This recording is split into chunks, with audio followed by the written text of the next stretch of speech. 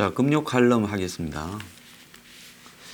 저는 요즘 한국 국민들이 정말로 용한 건지 아니면 멍청한 건지 아니면 국민들 전부가 그냥 민주주의를 할 수 있는 최소한의 소양조차도 포기하고 사는 것인지 의심스러울 때가 많이 있습니다.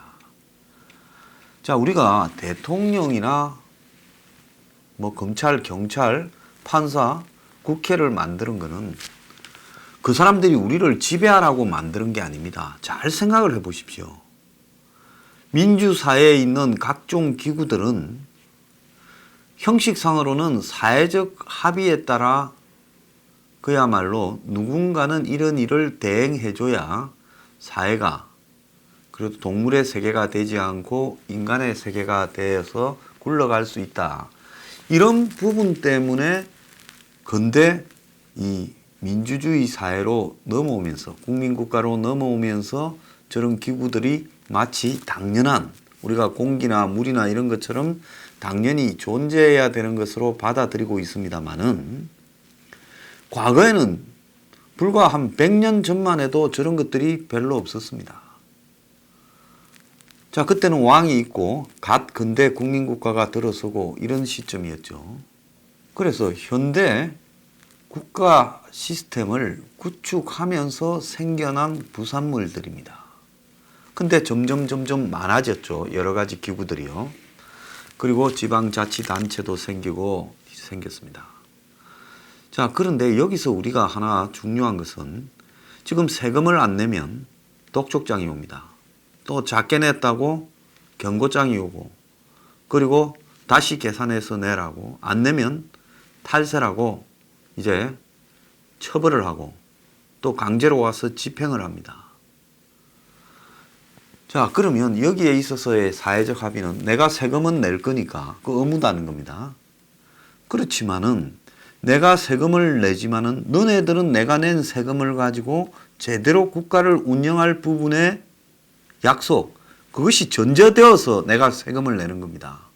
내 세금을 갖고 가가지고 만약에 누군가가 그 돈을 가지고 자기들끼리 비리를 저지르고 그야말로 부정선거를 획책하고 또 정파적인 입장에서 소수가 잘 먹고 잘 사는 그러면서 그런 권력을 계속 유지해서 돈도 벌고 자신의 욕망도 즐기려고 하는데 내 세금이 사용되어진다면 예를 들어서 중국에서 왕이가 와가지고 한국에 와서 거들먹거리는데 그를 위한 만찬에 내 세금이 사용되어진다면 문재인이 허구날 외국 돌아다니면서 별 의미도 없는 폼 잡고 다니고 김정숙이 비행기 빼서 퍼스트 레이디 인도 방문하는데 내 세금이 사용되어졌다면 그리고 일하지 않고 그냥 빈둥거리면서 2-3시간 보내는데 몇십만 원 주는데 내 세금이 사용되어졌다면 여러분들은 그걸 견딜 수 있겠습니까? 그러니까 세금을 내는 사람과 그 세금이 사용되어지는 용도 이 부분에서 너무나만 거리차가 있다는 겁니다. 나는 그 세금이 사용되어지는 부분에 분노도 하지 않습니다. 그냥 내가 세금을 내는 것은 당연히 뺏겨야 될 의무인 것처럼 생각합니다. 그것뿐입니까? 저 군대 갔다 왔어요. 저 세금 잘 냈어요. 전과 없습니다. 이 사회에 모범 시민으로 살았어요. 좀 시끄러운 모범 시민이기는 했지만은 그래도 대한민국 국민으로서 이 국가나 정치나 정당들이나 이것들이 사기치는 부분을 감시하려고 평생을 열심히 모범 시민으로 살았습니다. 저도 군대 갔고 제 자식도 병력 의무했고 표절 안 받고 위장 전입 투기 한 번 없습니다. 평생에 한 번도 투기 안 했습니다. 자, 평생 버부러지지 않고 살았습니다. 그런데 제 의무를 다 했습니다. 근데 지금 이 나라에 벌어지고 있는 이런 모습들은 정말 저를 분노케 합니다. 자, 의료보험료 많이 냅니다. 그런데 그 의료보험료를 받아가가지고 어떻게 합니까? 보청기를 139만 원짜리요? 자, 그러는 일들이 곳곳에서 벌어지고 있습니다. 자, 평생을 갖다가 열심히 살았는데요. 지금 집들 한번 보십시오. 주변의 집값 한번 보십시오. 이걸 정치라고 하고 있습니까? 그 집을 가지고 투기를 합니다. 집이라는 것은 사람이 머물러야 될 최소의 공간인데 지금 우리나라의 절반이 넘는 국민들이 집이 없습니다. 그런 상황에서 일부가 그 집을 가지고 투기 수단으로 한 방에 몇 억씩 벌어먹고 청와대 대변인하는 놈도 가세가 벌어먹고 이게 정상인 세상입니까?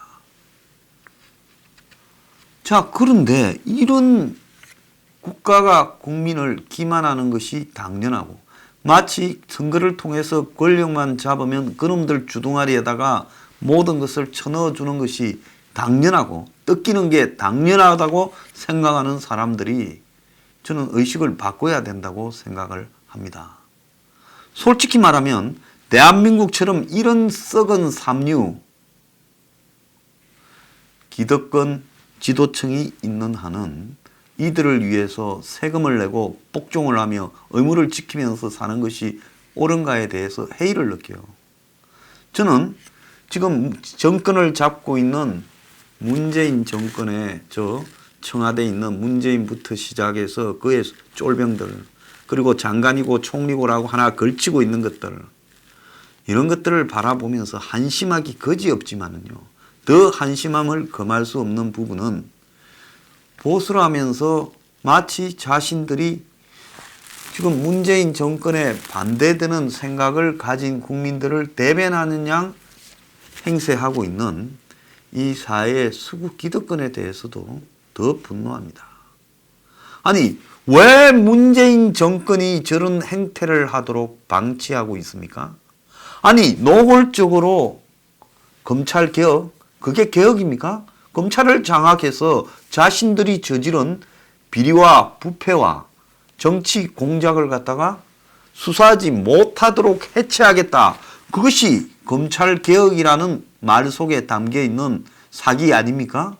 그런데 완전히 정치 편향성이 두드러진 추미애라는 인물을 법무장관으로 임명해서 적어도 이 나라의 법무장관은 좌우를 떠나서 공정한 사람이 최소한 공정한 사람이 되는 모양새라도 국민 앞에 노력해야 되는 겁니다. 그래서 최소한 한쪽의 정당에 몸을 담아가지고 몸을 던져서 그 정당을 위해서 일하지 않은 그런 정도의 사람은 갖다 놔야 그래도 법이 조금이라도 공정하게 집행될 수 있다 생각할 건데 아니 추미애라고 민주당에 집권할 때 당 대표를 한 사람을 민주당에서 국회의원 5번 해먹은 사람을 법무장관으로 앉히고 검찰개혁이라는 미명하에 검사들 다 해체시켜라. 이런 이야기를 백주대낮에 그걸 목적으로 또 나는 법무장관을 하겠다고 하고 이러는데 거기에 보수의 어쨌든 현재 수장이라고 할 황교안은 추미애에 대해서 청문회는 하겠다. 회의적이다 말을 합니다. 이 사람 밥 몇 끼 굶고 머리 좀 깎고 와가지고요. 총선 앞두고 공천 장악하고 그야말로 한국당 차지하고 깔고 앉아서 대선 가고 싶은 욕망에 가득 찼지. 왜 머리를 깎았는지 왜 굶었는지에 대한 약간의 인식의 발전도 없다라는 겁니다. 헛굶고 헛대가리 깎았어요. 제 말이 불편하다면요. 그건 본인이 기득권이 아닌가 기득권의 노예가 아닌가 한번 생각해 봐야 될 부분이에요. 굶고 머리를 밀었으면 철저하게 그 추운 세멘트 바닥 위에서 밤새 굶고 드러누워 있었다면 거기서 느껴야 될 것은 이 추운 시기에 그야말로 생계난에 부딪혀서 살아가는 다수의 서민의 삶이 어떻는가에 대한 깊은 자각과 체험을 해야 되는 겁니다. 고급 아파트에서 수십억 재산을 가지고 편안하게 살던 자신의 삶을 한번 되돌이켜 봐야 되는 거예요. 근데 굶으면서 뭔 생각했느냐. 내 다시 밥 먹으면 당은 확실히 장악하고 나한테 찍힌 놈들은 다 죽여버린다. 그리고 아주 카리스마를 보여줘야 되겠다. 당 장악에. 그 카리스마를 문재인한테 황교안이는 좀 보이길 바래요. 우리들 병원 그 한마디 하는데 10개월가량 그리고 더 나아가서 아직도 북한 석탄 정제유 밀수 밀반출을 언급도 못합니다. 아침에 자료 뒤지다가 발견했는데 2월 21일 날 금요일 날 2차 앵그리 블루 집회에 북한 정제유 석탄 밀무역 배후 규명 우리들 병원 1,400억 산업은행 부당 대출억 규명 문 정권 서민 경제 붕괴 규탄을 목적으로 집회를 했다 하는 그 당시 집회 계획서를 제가 찾았습니다. 이걸 보면서요. 아무도 말하지 않을 때 우리가 6월 21일 날 수천 명이 모여서 양화대교를 건너서 8km를 걸어가 가지고 여의도 산업은행 앞에까지 갔습니다. 자, 거기에 왔던 많은 분들이요. 다 이 사회가 제대로 되기를 열망하는 분들입니다.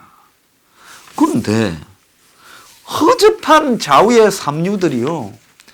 사회 지도층이라고 기득권이라고 자리 잡아가지고요. 이 썩은 자들이 타다 택시에 대해서 이야기하는 거 봅시오. 특히 보수 진영이에요.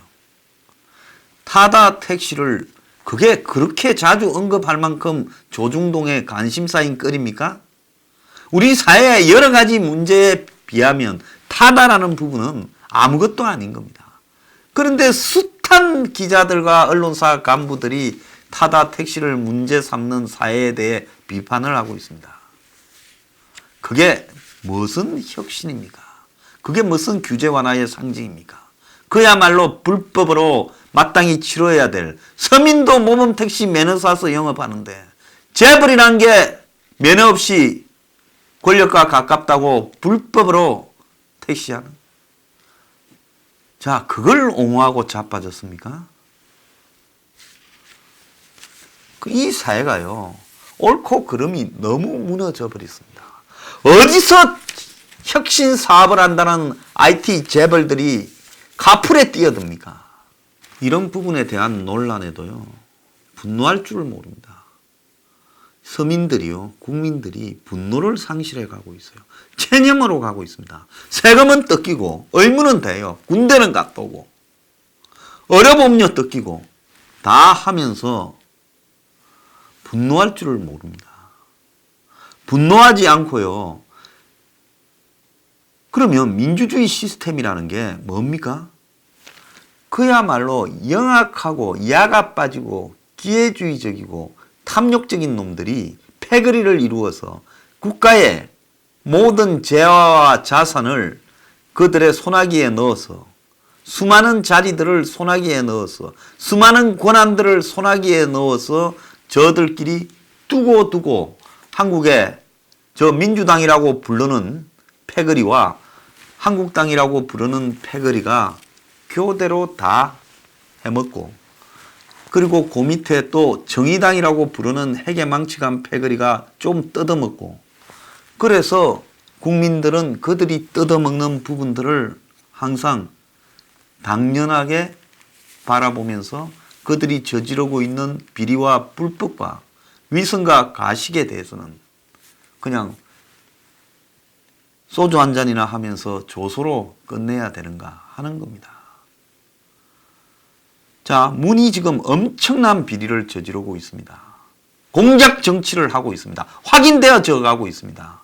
그렇다면 한국당이라는 자들이 원론적이라면 이건 특검과 그야말로 국회를 보이콧하고 의원직을 총사퇴해서라도 이걸 막겠다고 하고 자, 문이 만약에 공수처를 통과시키고 추미애를 법무장관에 임명해서 이제 검찰을 해체하겠다면 그들은 추미애 청문회를 보이콧하며 그야말로 무한투쟁에 돌입해야 되는 겁니다. 다 잡혀가야 된다라고 해야 되는 겁니다. 원래 민주주의의 사회적 합의의 권한은 앞에 나서고 싶어서 안다라는 사람은 노블레스는 오블리주 해라는 겁니다. 자, 저 일개 유튜브에 불과한 진짜 아무것도 아닙니다. 빡빡 고함은 지르고 있지만은 속이 타서 지르는 거지 솔직히 아무것도 아닌 평민입니다.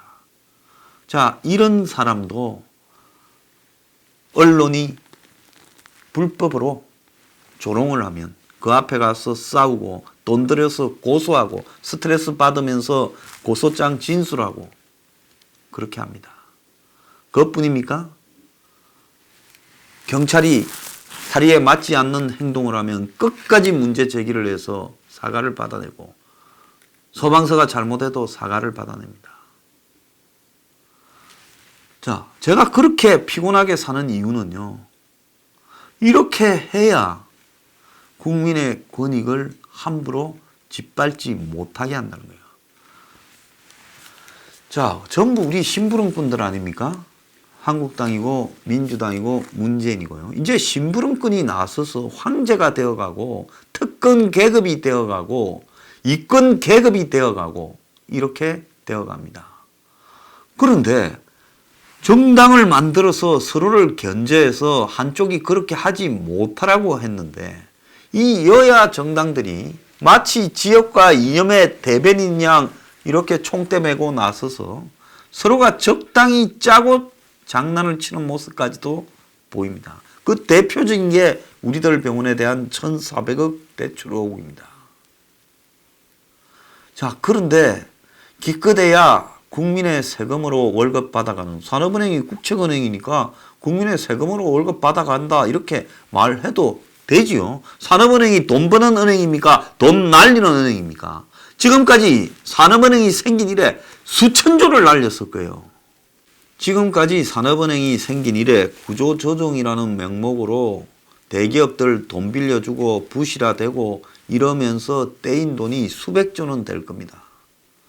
자, 그런 은행에서 산업은행장이 뭐 월급이 10억이란 말도 있고 8억이란 말도 있고 그래요. 그런데 은행장을 하는 자가 머리 빳빳이 들고 나와가지고 뭐 잘못했는데 서류대로 했으니까 입 닫아 이래 말을 합니다. 자, 이게요. 꼬리가 몸통을 흔드는 더러운 세상이 되어버렸습니다. 문재인이 거들먹거릴 이유 하나도 없습니다. 문재인은 국민 앞에 밥 먹듯이 사과해야 되고 밥 먹듯이 죄송하다 해야 되고 능력 없으면 물러가야 되는 거예요. 그가 국민을 위해서 군림하듯이 그가 사과 발언도 잘 안 하고 저렇게 오만하게 내로남불 유체이탈로 황제처럼 국민 앞에 거들먹거릴 이유가 하나도 없는 겁니다. 이해찬이가 국민의 세금으로 월급 받아가면서 인상 빡빡 쓰면서 저렇게 설칠 이유가 하나도 없는 겁니다. 총리 이낙연이가 어깨 힘 빡 주고 저렇게 살 이유 하나도 없는 겁니다. 저들의 뒤를 나중에 다 한번 털어보십시오. 뒤에 뭐가 있는지요. 머지않아 그렇게 되겠지만요. 그들은 평생 국민을 대리한 양, 누가 시키지도 않았는데 지가 하겠다고 나서가지고 국민 팔아서 국가 일로 엄청난 자산을 축적하고 돈을 벌어 제끼고 호화호식하고 권력을 즐기고 있습니다. 그거 하고 싶어서 황교안이는 밥 굶고 앉은 거예요.